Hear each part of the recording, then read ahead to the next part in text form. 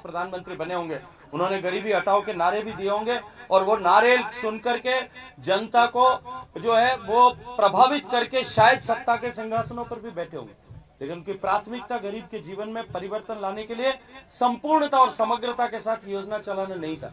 नरेंद्र मोदी जी ने इस लक्ष्य के साथ में, इस संकल्प के साथ में कि हम उनका जीवन परिवर्तित करेंगे, जो काम किया। आज 10 साल बाद में दुनिया का सबसे पुराने विश्वविद्यालय, दुनिया के सबसे पुराने विश्वविद्यालय तो नहीं कह सकता, हमारे तक्षशिला, नालंदा ये विश्वविद्यालय थे, लेकिन वो आज अस्तित्व में नहीं है। हमारी आक्रांताओं ने हमें हमारे उन विश्वविद्यालयों को नेस्तनाबूद कर दिया। लेकिन आज जो एग्जिस्टेंस में विश्वविद्यालय, उनमें दुनिया का सबसे प्रसिद्ध और पुराने विश्वविद्यालयों में से एक ऑक्सफोर्ड यूनिवर्सिटी, ऑक्सफोर्ड विश्वविद्यालय ने, जो इंग्लैंड का विश्वविद्यालय, उसने अभी एक शोध भारत में किया और उस शोध में उन्होंने भारत भर के लाखों गरीबों के जीवन का अध्ययन किया कि 2014 से पहले क्या परिस्थितियां थी और मोदी जी की सरकार बनने के बाद में उसमें क्या परिस्थितियां आई है, क्या परिवर्तन आया। मित्रों, वो रिपोर्ट ये कहती है कि 2014 के बाद में जिस तरह से, जिस रीति नीति से, बिना किसी भेदभाव के, न राजनीति के आधार पर, न वोटों के आधार पर, न क्षेत्र के आधार पर, न बोली भाषा के आधार पर, न धर्म और मजहब के आधार पर, न जाति के आधार पर, न ऊंच नीच के आधार पर, गरीब को केवल गरीब मानते हुए देश में जब गरीब की सेवा के संकल्प के साथ माननीय प्रधानमंत्री जी ने जो मूलभूत आवश्यकताओं की चुनौती से बाहर निकालने के लिए जो प्रण के संकल्प के साथ में जो काम किया, उसका प्रभाव है कि देश में 25 करोड़ लोग गरीबी की रेखा से बाहर निकल करके आज मध्यम वर्ग का जीवन सम्मान के साथ जीने के लिए मजबूर मान के इनका सौभाग्य प्राप्त करते। ये निश्चित रूप से एक बहुत बड़ी घटना है और इस सब के साथ साथ में आने वाले समय में हमारा भारत विकसित हो सके, उसको लेकर के जिन योजनाओं के साथ में काम किया, जिस तरह से इंफ्रास्ट्रक्चर डेवलप किया, आज हम अपने दूर चल देश को छोड़ दें, देश के बात को अगर छोड़ दें, केवल जोधपुर क्षेत्र में बात करूं, जोधपुर से लेकर के जोधपुर से जैसलमेर जाने वाली, जोधपुर से पाली जाने वाली, जोधपुर से नागौर जाने वाली, जोधपुर से बर जाने वाली, जोधपुर से सरदार समन जाने वाली, इन सारी सड़कों का सुदृढ़ीकरण हुआ। जोधपुर जैसलमेर से लेकर के दिल्ली तक, जैसलमेर से जोधपुर होते हुए अहमदाबाद और मुंबई तक सारा कंप्लीट इलेक्ट्रिफिकेशन अगर किसी ने किया तो मोदी जी की सरकार ने कर दिया। और ये पुराने लोग बैठे हैं, हमीर सिंह साहब यहाँ बिराजे हैं, अगर सिंह साहब बिराजे हैं। पुराना हमारे कोयलारी रेलगाड़ी होती कि नहीं, छुक छुक इंजन चालतो, ताबरा में पढ़ा था, छुक छुक गाड़ी कहता रेलगाड़ी। अब आजकल के बच्चों को छुक छुक रेलगाड़ी समझ में आती है आपको? आपकी रेल छुक छुक थोड़ी चलती है, आपका तो इंजन डीजल से चलता है, भौं करती हुई आवाज आती है। वो छुक छुक रेलगाड़ी जैसे गायब हो गई हमारे जीवन में से। कोयले वाली रेलगाड़ी आज के बच्चे पहचानते भी नहीं। कोयले का इंजन अगर है तो वो रेलवे स्टेशन के सामने पड़ा हुआ दिखाई देता है। क्यों कुम सिंह साहब, उसके अलावा बच्चे पहचानते हैं? 2 साल बाद में इस हिंदुस्तान में डीजल की रेलगाड़ी नहीं चलेगी, सिर्फ बिजली की रेलगाड़ी चलेगी। ये इस तरह से इंफ्रास्ट्रक्चर डेवलपमेंट किया। हमारे यहाँ भी बच्चे भूल जाएंगे कि रेलगाड़ी कैसे चलती थी, डीजल की रेल क्या होती थी। देश के समग्र परिवर्तन के लिए आज पीने के पानी की जब मैं बात कर रहा था, क्योंकि वो जिम्मेदारी प्रत्यक्ष रूप से मेरी है और मेरे लिए आज निश्चित रूप से आज का दिन बहुत महत्वपूर्ण, क्योंकि मेरा कमिटमेंट था कि मैंने ये कार्यक्रम तय कर लिए थे, इसलिए मुझे आज यहाँ रहना पड़ा। वरना आज का दिन जो माननीय मोदी जी ने मुझे काम दिया था कि देश के हर घर तक पीने का पानी पहुंचाना, उसका बहुत बड़ा पड़ाव आज था। कल महिला दिवस है, अंतर्राष्ट्रीय महिला दिवस। देश भर की महिलाओं का के लिए सम्मान व्यक्त करते हुए पूरी दुनिया के लोग जो है अपनी भावनाओं को व्यक्त करेंगे। और उस अंतर्राष्ट्रीय महिला दिवस पर हमने जीवन में महिलाओं के सशक्तिकरण के लिए माननीय मोदी जी ने जो काम किया, उसके बारे में भी निश्चित रूप से चर्चा होनी चाहिए। उसमें सबसे महत्वपूर्ण कड़ी क्या थी कि पीने का पानी घर तक पहुंचे, शौचालय घर तक पहुंच गया। जब मुझे काम का अवसर दिया गया था तब केवल 16% घरों में पानी पहुंचता था। आज सुबह 11 बजे देश में 75% घरों तक पीने का पानी पहुंच गया, 75%। देश में 19 करोड़ 40 लाख परिवार गांव में रहते हैं। उनमें से केवल 19 करोड़ 40 लाख घरों में से 3 करोड़ 20 लाख घरों तक, 23 लाख घरों तक पानी पहुंचता था। आज 14 करोड़ 50 लाख घरों तक पानी पहुंच गया है। 11 करोड़ से ज्यादा माताओं बहनों के सर पे से मटका हमेशा हमेशा के लिए उतारने का काम किया। ये इंफ्रास्ट्रक्चर का डेवलपमेंट हो गया, लेकिन इस इंफ्रास्ट्रक्चर के डेवलपमेंट के साथ साथ में आर्थिक डेवलपमेंट की आवश्यकता थी।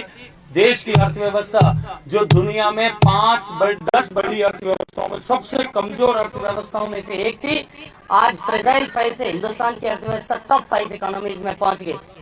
मैं कभी 5-6 दिन पहले कहीं बात कर रहा था, तब मुझे किसी ने कहा कि भारत की इकोनॉमी 10वें नंबर पे थी और 5वें में पहुंच गई, इससे हमारे जीवन में क्या फर्क पड़ता? कोई मुखिया पूछ लियो था मोर का फर्क पड़े, आप 5वें पहुंच गए। मैंने कहा कि आपके जीवन को प्रत्यक्ष रूप से प्रभावित करती है। जब मोदी जी की सरकार बनी थी सब, तब मोदी जी की सरकार का, भारत सरकार का टोटल टैक्स कलेक्शन जो है प्रति माह का 38,000 करोड़ रुपए था। जब मोदी जी ने फैसला किया, जीएसटी का कानून लेकर के आए, पूरे देश में एक का टैक्स की व्यवस्था की, उस साल में 2016-17 के साल में एक महीने का एवरेज कलेक्शन जो है वो टैक्स कलेक्शन मोती सिंह साहब 68,000 करोड़ रुपए था। देश की इकोनॉमी उस समय 10वें नंबर पर थी, आज देश की इकोनॉमी 5वें नंबर पर पहुंची है।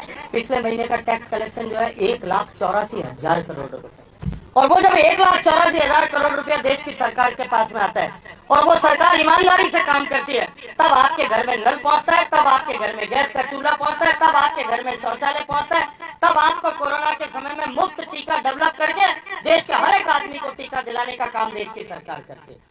इसलिए देश में परिवर्तन लाने के लक्ष्य को लेकर के देश जो है कि सरकार काम कर रही है, हम सब लोग मिलकर के काम कर रहे हैं। आपने आशीर्वाद देकर के और देश की सरकार को चुना है, लेकिन आज हम उस महत्वपूर्ण अवसर पर आकर के खड़े हो गए कि जब हमारा देश, हम विश्वास के साथ में कह सकते हैं, आज से 10 साल पहले, 20 साल पहले देश में जब मूलभूत आवश्यकताओं की पूर्ति नहीं हुई थी, तब देश ये संकल्प नहीं ले सकता था कि हम विकसित भारत बनाएंगे। लेकिन आज हम इस मुकाम पर आकर के खड़े हो गए कि हम ये गर्व के साथ में हमने संकल्प लिया और ठोस कदमों में उस तरफ चलना शुरू किया, और पूरी दुनिया ने उस बात को एंडोर्स किया, उन्होंने तारीफ दी, उसकी तस्दीक की कि भारत कर सकता है, और आज भारत विकसित होने की दिशा में आगे बढ़ा है।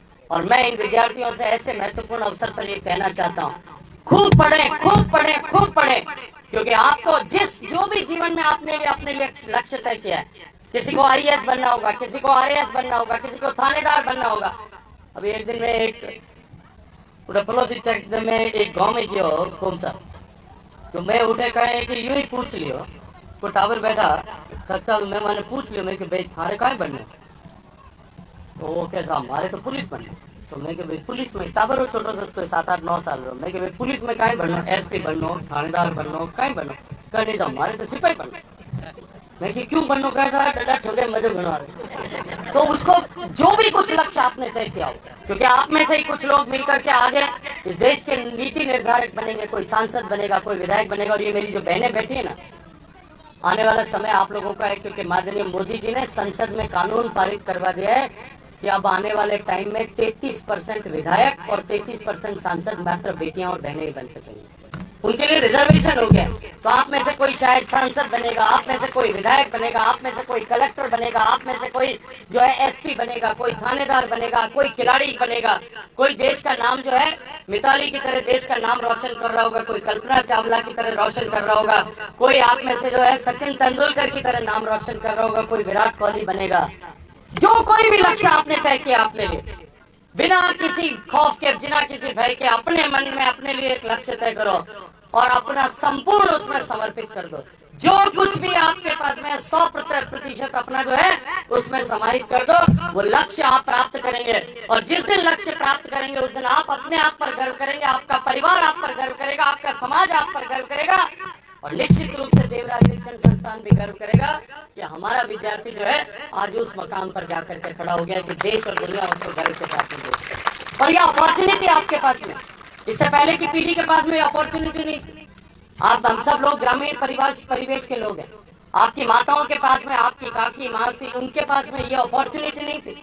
उनको देवराज शिक्षण संस्थान नहीं मिला था, उनको ऐसे टीचर्स नहीं मिले थे, उनको ये पढ़ने के लिए एवेन्यूज भी नहीं मिले थे। शायद आपकी उम्र में आते आते तो आधे लड़के और लड़कियों की उस समय में शादियां हो जाती होंगी। उनके पास में ये अपॉर्चुनिटी नहीं थी, ये संभावना नहीं थी। आप लोग संभावनाओं से भरे हुए युग में जो है वो आज जब भारत प्रवेश कर चुका है, तब आप बड़े हो रहे हैं, तब आप जो है काम करने की दिशा में आगे बढ़ रहे हैं।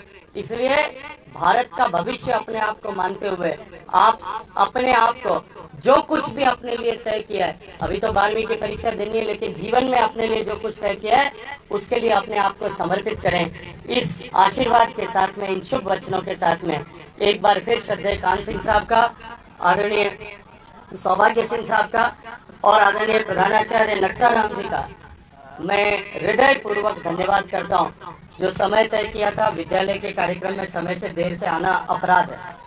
कौन सा तो होता तो मैं डांटी लगा देता, लेकिन आप लोगों ने फिर भी स्वागत किया, सम्मान किया। मैं आप सबका धन्यवाद करते हुए देर से आने के लिए इन सब विद्यार्थियों से और जो है अध्यापकों से हाथ जोड़ करके क्षमा प्रार्थना करता हूँ। बोलिए भारत माता की।